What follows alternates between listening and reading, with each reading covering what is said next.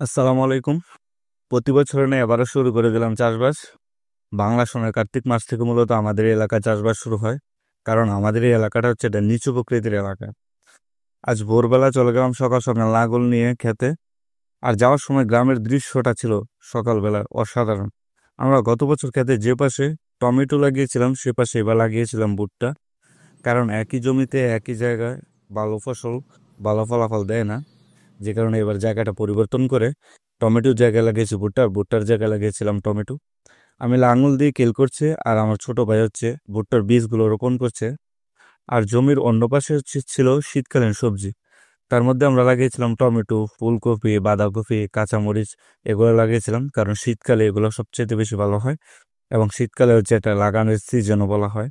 সবচেয়ে বেশি চাষ হয়েছে শীতকালে। তো আমি লাগিয়েছিলাম। তো গাছগুলো যেন দুপুরবেলা কেমন যেন ঝিমিয়ে পড়ে, তাই পানি দিচ্ছি সকালবেলা যেন গাছগুলো সতেজ থাকে। আর অন্য পাশে মালচিং পদ্ধতিতে চাষ করেছি, কারণ এতে রয়েছে অনেক সুবিধা।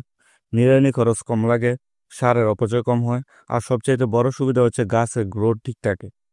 আল্লাহর রহমতে গত বছর এই পদ্ধতিতে খুব ভালো রেজাল্ট পেয়েছিলাম, কিন্তু সবজির দাম কম থাকায় তেমন একটা লাভ হয় নাই। তো এবার দোয়া করবেন কৃষক যেন তার ন্যায্য মূল্যটা পায়। সকলে ভালো থাকবেন। আসসালামু আলাইকুম।